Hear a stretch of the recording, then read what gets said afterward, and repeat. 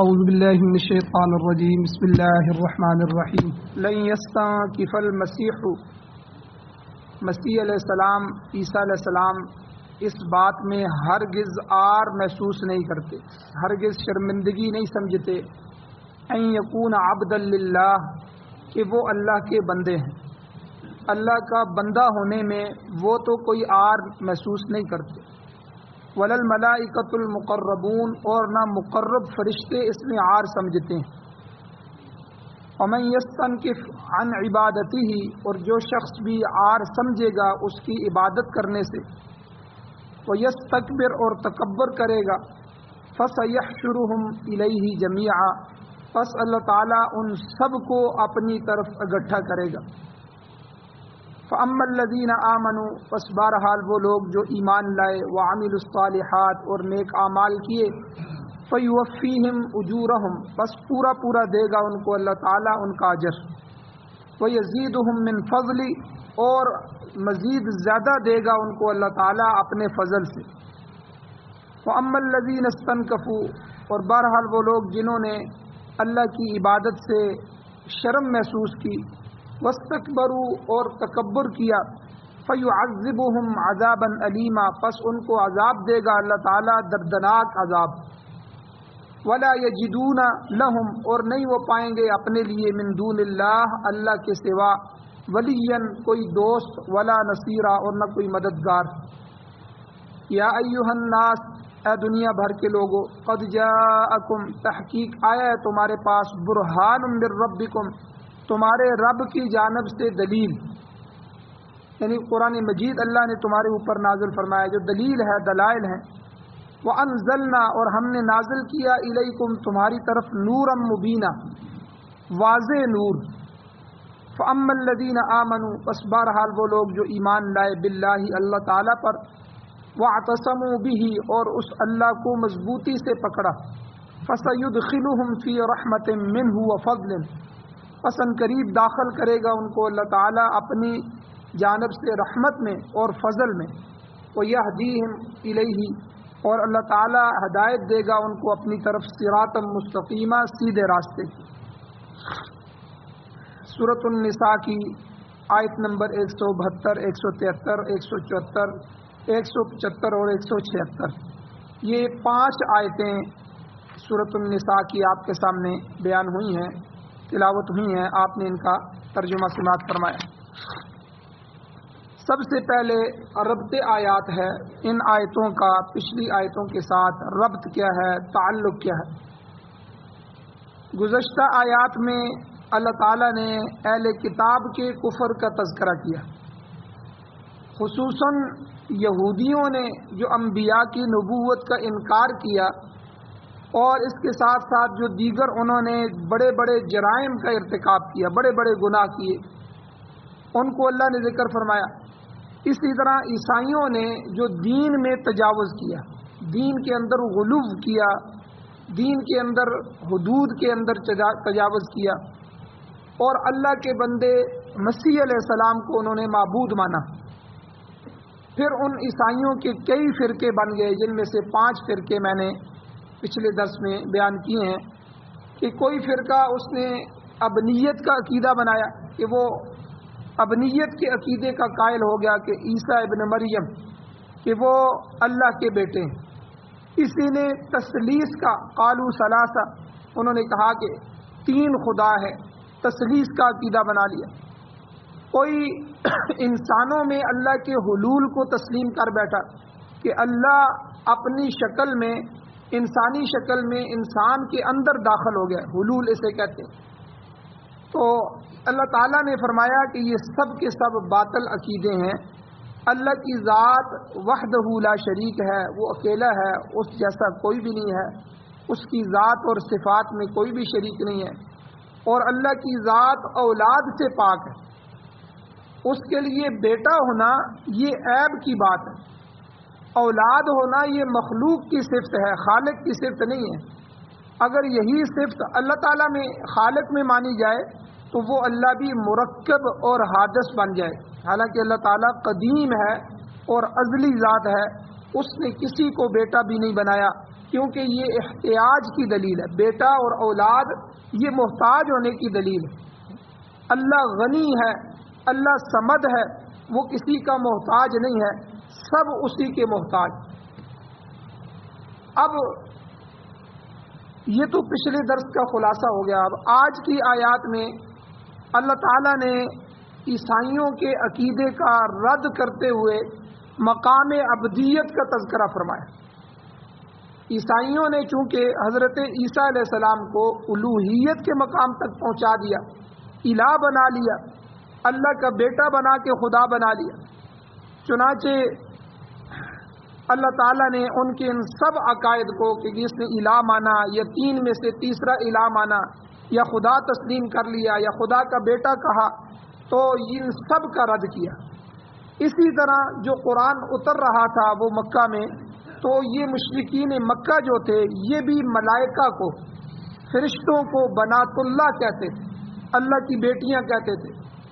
تو اللہ تعالیٰ نے یہاں اس بات کی بھی وضاحت فرما دی کہ جن انبیاء کی تم پوجا کر رہے ہو یا جن فرشتوں کی تم پوجا کرتے ہو، یہ تو خود اللہ تعالیٰ کی عبادت کرنے میں فخر محسوس کرتے ہیں. نبی بھی اللہ کے بندے ہیں عبدیت میں، اور فرشتے بھی اللہ کی عبادت کرنے میں فخر محسوس کرتے ہیں، اور اس سے ذرا بھر بھی سرتابی نہیں کرتے. تو مخلوق کے لیے اللہ تعالیٰ کی عبادت اور اس کے احکام کی تعمیل یہ عزت کا مقام ہے اور شرافت کا اعلیٰ درجہ ہے. حضرت مسیح علیہ السلام، اب آپ خود اندازہ لگائیں، ایک بندہ اللہ کے سامنے سجدہ کر رہا ہے، اللہ کے سامنے رکوع کر رہا ہے، اللہ کے سامنے رو رہا ہے، اللہ کے سامنے اپنی حاجتیں رکھ رہا ہے، یہ اعلیٰ اور افضل ہے یا جو مخلوق کے سامنے سر کو جھکا رہا ہے؟ چاہے وہ مخلوق نبی ہوں یا فرشتے ہوں یا ولی ہوں، کوئی بھی ہو، اس کے سامنے آ کے سجدہ کرنا، ان سے منتیں مانگنا، ان کے سامنے رونا دھونا. یا جو لوگوں نے گائے کو پوجا کرنا شروع کر دیا، گائے کے پجاری بن گئے، گائے کے سامنے ہاتھ باندھ رہے ہیں، گھوڑے کے سامنے ہاتھ باندھ رہے ہیں، سورج کی پرستش کر رہے ہیں، آگ کو پوج رہے ہیں، آگ کے سامنے آگ کو خدا بنا لیا. اب یہ بہتر ہے یا وہ بہتر؟ اس لیے مقام عبدیت کو اللہ سمجھا رہے ہیں کہ یہ بندہ بن جانا، اللہ کی بندگی میں آ جانا، اللہ کا عبد بن جانا، یہ اتنا اعلیٰ مقام ہے، یہ عزت کا مقام ہے کہ بندہ اپنے خدا کے سامنے جھک رہا ہے، بندہ اپنی بندگی اللہ کے سامنے کر رہا ہے، بندہ سجدہ ریز اللہ کی ذات کے سامنے ہو رہا ہے، اپنی ساری لو اس نے اللہ کے ساتھ لگائی ہوئی ہے، اللہ کے دروازے کو اس نے پکڑا ہوا ہے. تو بادشاہوں کے دروازے میں جانا، اللہ سو احکم الحاکمین ہے، تو اللہ تعالیٰ جو حاکموں کا حاکم ہے اس کے دروازے کو پکڑ لینا، یہ تو عزت کا مقام اور شرافت کا اعلیٰ درجہ ہے. اور اس اللہ کو چھوڑ کے اس اللہ کی بنائی ہوئی حقیر چیزوں میں، اس اللہ کی بنائی ہوئی مخلوق کے در پہ آ کے جو ہے وہ ٹکرے مارنا اور ان سے اپنی حاجتوں کو وابستہ کرنا، ان کے سامنے اپنے رونے دھونا کرنا اور دعائیں مانگنا، ان کو لیے منتیں ماننا، یہ تو زندگی کے اندر ہی ذلت ہے. یہ تو عزت کا مقام نہیں، یہ تو ذلت کا مقام ہے کہ بندہ اپنے رب کو، اللہ کو چھوڑ کے اللہ کے غیر کے سامنے جا کے جھک جائے. تو اس لیے یہاں فرمایا کہ عیسیٰ علیہ السلام کی بات کرتے ہوئے، اے عیسائیوں، عیسیٰ علیہ السلام تو مقام عبدیت میں آ رہے ہیں، مقام الوہیت میں نہیں آ رہے. انہوں نے کب کہا ہے کہ میں اللہ کا بیٹا ہوں، میں الہ ہوں، میں خدا ہوں؟ کوئی نبی آ کے تو یہ نہیں کہتا، کسی نبی کی یہ تعلیم نہیں ہے. تو عیسیٰ علیہ السلام نے بھی یہی تعلیم دی ہے، لوگوں اللہ کو خدا مان لو، اللہ ہی تمہارا الہ ہے، وحدہ لا شریک ہے، اس کے ساتھ کسی کو شریک نہ ٹھہراؤ، اور میں خود اللہ کا عبد ہوں و رسول ہوں، اللہ کا بندہ اور اس کا رسول ہوں. تو حضرت عیسیٰ علیہ السلام بھی اس نعمت عبدیت کی قدر کر رہے ہیں، اور فرشتے جن کو اللہ نے بنایا ہے اور جب سے بنایا ہے وہ اللہ کے حکم کی خلاف ورزی نہیں کر رہے، ایک حکم بھی اللہ کا نہیں توڑ رہے. تو جس طرح فرشتے معصوم ہوتے ہیں، انبیاء بھی معصوم ہیں، ان سے کوئی گناہ نہیں ہو سکتا، اللہ تعالیٰ ان سے کوئی گناہ نہیں کرواتا. تو اس لیے انبیاء کی بھی جو ہے عصمت ہے اور فرشتوں کی بھی عصمت ہے، دونوں معصوم ہیں اور دونوں اللہ کی بندگی میں لگے ہوئے ہیں. ہر وقت خدا کی بندگی میں مصروف رہتے ہیں. تو اس لیے مسیح علیہ السلام ہو، عیسیٰ علیہ السلام یا ملائکہ، ان کو معبود بنانا ان کو خدا بنا لینا یہ تو الٹی بات ہو گئی. وہ تو خود اللہ کے سامنے اپنی جبین نیاز جھکانے میں ذرا بھر شرمندگی محسوس نہیں کرتے، ذرا بھر آر محسوس نہیں کرتے. چہ جائے کہ خود ان کی پرستش شروع کر دی جائے. ان کے لیے تو بندہ ہونا یہ بہت بڑا شرف ہے. اس لیے اللہ تعالیٰ نے ان آیات میں فرمایا لن یستنکف المسیح، مسیح علیہ السلام آر اور شرمندگی محسوس نہیں کرتے ان یکون عبدا للہ، اس بات سے کہ وہ اللہ کے بندے ہیں. عیسیٰ علیہ السلام اللہ کا بندہ ہونے میں کوئی شرم کوئی آر محسوس نہیں کرتے. لن یستنکف، استنکاف یہ نکفہ کے مادے سے، اسی کا معنی، اس کا معنی ہے مڑنا، ملول کرنا، ناک کے کنارے سے آنسو پوچھنا. مراد کیا ہے کہ ناک چڑھانا، یعنی آر سمجھنا، شرمندگی محسوس کرنا کہ یہ کام اچھا نہیں ہے، کسی چیز سے کنی کترانا، اعراض کرنا، یہ سارے اس کے معنی ہیں. تو یہاں فرمایا کہ عیسیٰ علیہ السلام اللہ کا بندہ ہونے میں کم تری محسوس نہیں کرتے کہ یار یہ تو میں کم تر کام کر رہا ہوں، بلکہ یہ ان کے لیے باعث فخر ہے کہ وہ اللہ کے بندے بھی ہیں اور اللہ نے اپنے بندوں میں سے چن کے ان کو رسول بھی بنا دیا. یہ تو ان کے لیے اعزاز ہے. تو فرمایا کہ تمام انبیاء علیہ السلام سب سے زیادہ عابد تھے، عبادت کرنے والے تھے، عبدیت کے اعلیٰ مقام کو حاصل کرنے والے. تو فرمایا کہ نہ تو عیسیٰ علیہ السلام اللہ کے بندے ہونے میں شرمندگی محسوس کرتے ہیں، ولا الملائکۃ المقربون، اور نہ اللہ کے فرشتے عبدیت کی وجہ سے کسی احساس کمتری کا شکار ہوتے. اللہ کی عبادت کرنا یہ ان کے لیے بہت بڑا شرف ہے، اور عبادت کرنا ہی ان کا کام ہے. فرشتوں کا اور کام کیا ہے؟ اللہ کو حکم ماننا. اللہ نے ان کے اندر شہوت نہیں رکھی، اللہ نے ان کے اندر جو ہے وہ خواہشات نہیں رکھی، نہ ان کو بیوی کی حاجت ہے، نہ ان کے اولاد کی حاجت ہے، کوئی خواہشات نہیں ہے، نہ ان کو بھوک لگتی ہے، نہ ان کو پیاس لگتی ہے. تو اللہ کے یہ مقرب فرشتے ان کو بنایا ہی اس لیے گیا ہے کہ جب بھی لا یعصون اللہ ما امرہم، کہ جو ان کو حکم دیتا ہے اللہ تعالیٰ اس میں اللہ کی نافرمانی نہیں کرتے، ہر وقت اللہ کی تسبیحات میں اللہ کے حکم ماننے میں لگے ہوتے ہیں. تو اس لیے فرشتے جو ہیں ان کا کام ہی عبادت ہے، وہ ہمیشہ اللہ کی تسبیح بیان کرتے ہیں. اور پھر عام قانون بھی یہی ہے، اللہ نے آگے عام قانون ذکر کر دیا کہ وَمَن يَسْتَنْكِفْ عَنْ عِبَادَتِهِ، جو کوئی بھی اللہ کی عبادت سے شرم محسوس کرے گا، آر محسوس کرے گا، ناک چڑھائے گا، اسے کم تر خیال کرے گا، وَيَسْتَكْبِرْ، اور تکبر کا اظہار کرے گا، گویا اللہ کی عبادت سے منہ موڑ لینا یہ تکبر کی نشانی ہے. متکبر آدمی کہتا ہے کہ میں کیوں جاؤں، میں کیوں اللہ کی عبادت کروں، میرے پاس تو ٹائم نہیں ہے. نماز کا کہا جائے تو میرے پاس ٹائم نہیں. اور اسی طرح دوسری عبادات کی طرف متوجہ کیا جائے تو تکبر کرتا ہے. تو گویا کہ اللہ کی عبادت نہ کرنا، اللہ کی عبادت سے منہ موڑ لینا یہ تکبر کی نشانی ہے. دوسری جگہ اللہ تعالیٰ نے دعا کے متعلق فرمایا کہ جو ہم دعا اللہ سے مانگتے ہیں، اللہ کہتے ہیں وقال ربکم، تمہارے رب نے یہ کہا ہے ادعونی، مجھ سے دعا کیا کرو، مجھے پکارو، استجب لکم، میں تمہاری دعاؤں کو قبول کروں.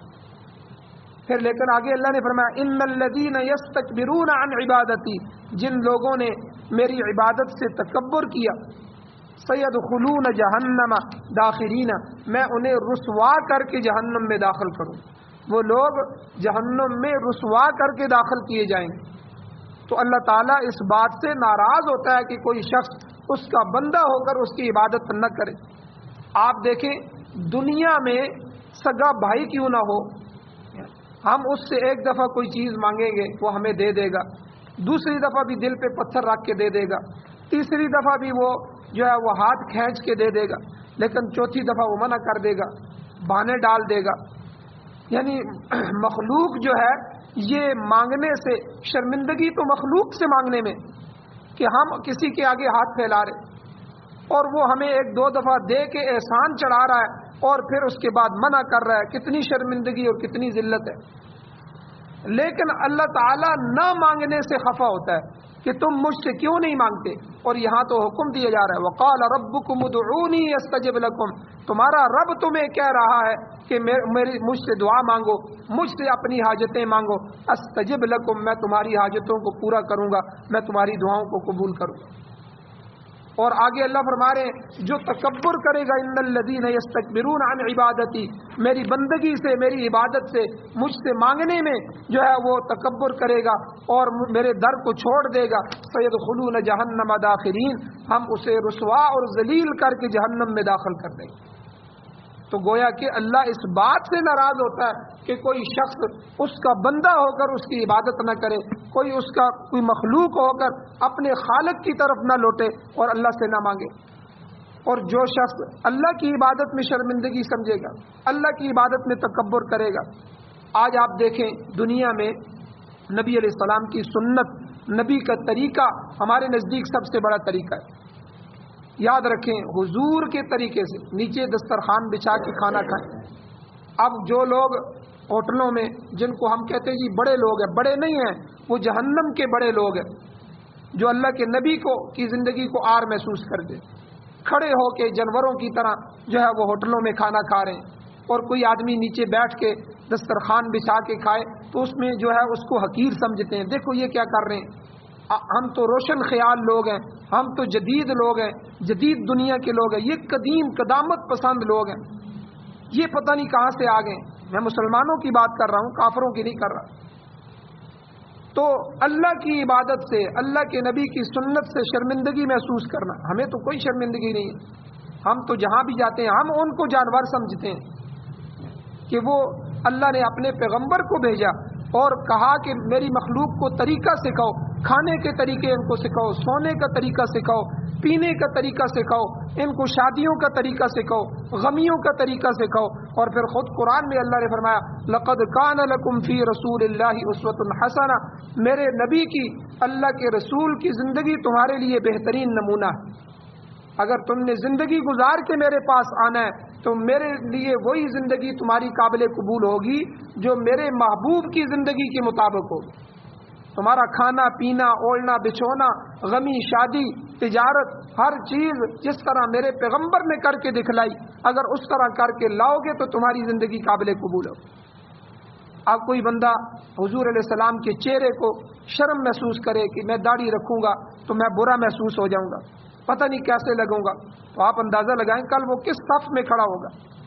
جو پردے کو، جو عورت پردے کو شرم محسوس کر دی ہے کہ پردے میں میں پتہ نہیں کیسی ہوں، حالانکہ جو عورتیں پردہ کرتی ہیں وہ ان کو جاہل سمجھتی ہیں کہ دیکھو یار کس طرح یہ اللہ کے نبی کی سیرت سے ہٹی ہوئی عورتیں۔ تو اس لیے اسلام کا ایک ایک حکم ہمارے لیے باعث عزت ہے۔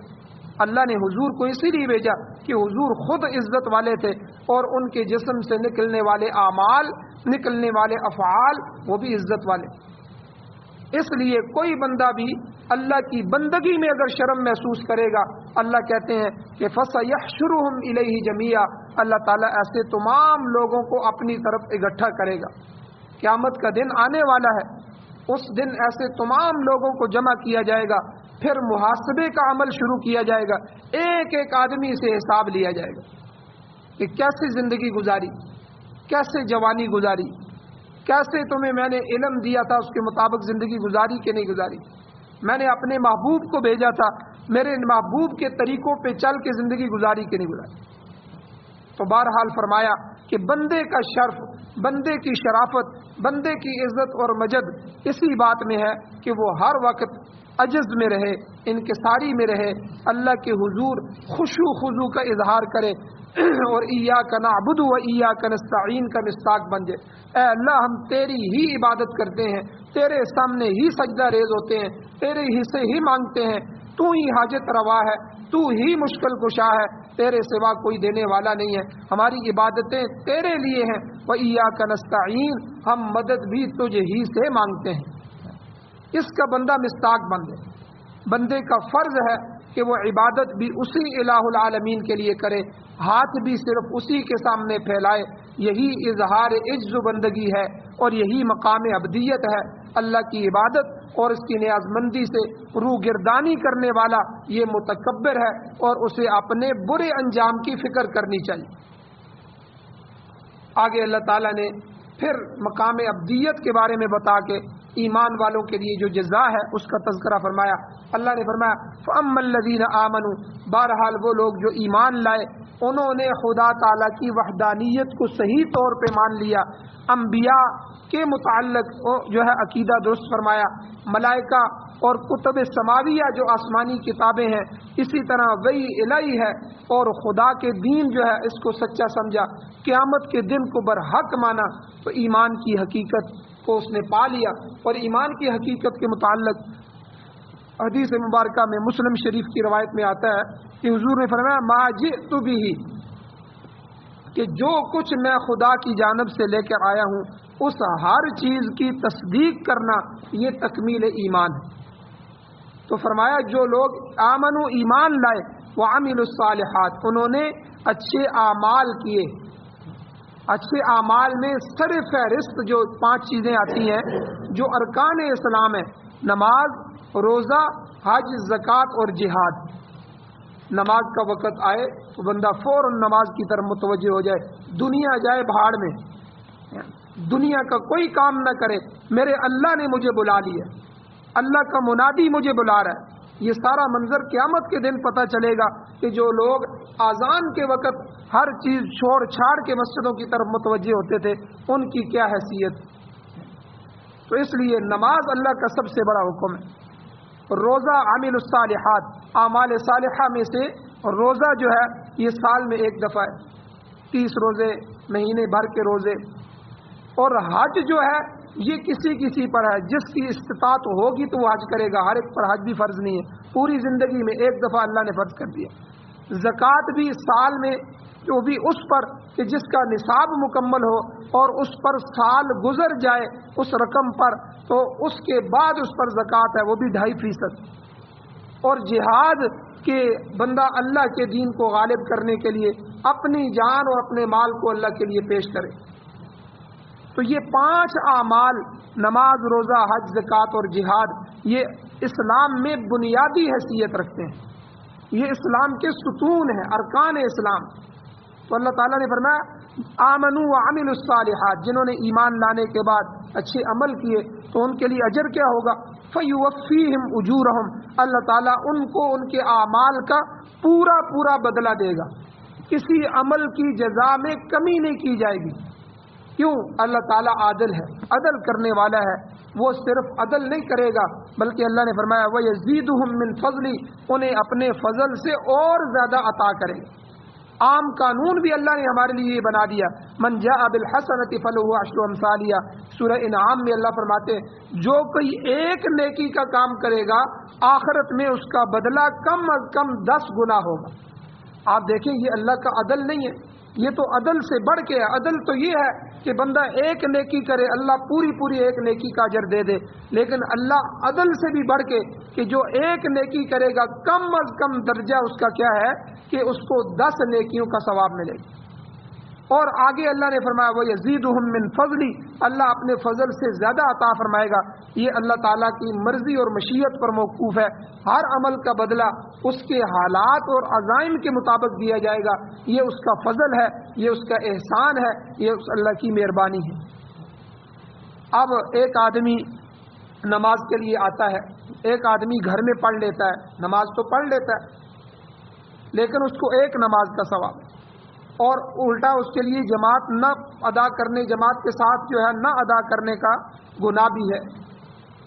لیکن دوسرا آدمی مسجد میں چل کے جاتا ہے، اب اس کے ایک قدم کی بولی لگ رہی ہے، ایک قدم پر اس کو ایک نیکی مل رہی ہے، ایک درجہ بلند ہو رہا ہے، ایک گناہ معاف ہو رہا ہے۔ اور اسی طرح جو آدمی بارش میں سخت موسم میں آ کے مسجد کو آباد کرتا ہے اور اس موسم میں ہمت کر کے جماعت کے لیے آتا ہے، اس کا اجر اور بڑھا دیتے ہیں اللہ تعالیٰ۔ تو یہ وَيَزِيدُهُم مِّن فَضْلِهِ، یہ ہے اس کے حالات اور عزائم کے مطابق اللہ تعالیٰ اس کو بڑھاتے ہیں۔ تو اللہ تعالیٰ سے دعا ہے اللہ ہمیں عمل کی توفیق عطا فرمائے، اللہ ہمارے ایمان کو مضبوط فرمائے اور اعمال صالحہ کی توفیق عطا فرمائے۔ آمین. الحمدللہ رب العالمین والعاقبۃ للمتقین والصلاۃ والسلام علی رسولہ النبی الامی الکریم. یا اللہ ہماری کمیوں کوتاہیوں کو معاف فرمائیے، درگزر فرمائیے. یا اللہ ہمیں شرک کے عذاب سے محفوظ فرمائیے، شرک سے محفوظ فرمائیے، خالص توحید نصیب فرمائیے. یا اللہ اپنی ذات کا محتاج بنائیے، اپنی ذات سے تعلق نصیب فرمائیے، اپنی ذات کا گرویدہ بنائیے. یا اللہ اپنی ذات کا تعارف نصیب فرمائیے، قرآن و سنت کی بالادستی نصیب فرمائیے، قرآن و سنت کی حکومتیں نصیب فرمائیے. یا اللہ اس قرآن اور سنت کو ہمارے لیے زندگی گزارنے کا طریقہ بنا دیجیے. یا اللہ جو حضرات پریشان حال ہیں ان کی پریشانیوں کو دور فرمائیے، بیماروں کو شفا عطا فرمائیے. جو حضرات ایمان کی حالت سے اس دنیا سے جا چکے ہیں یا اللہ ان سب کی بخشش فرمائیے. صلی اللہ تعالی علی خیر خلقہ محمد و آلہ و اصحابہ اجمعین برحمتک.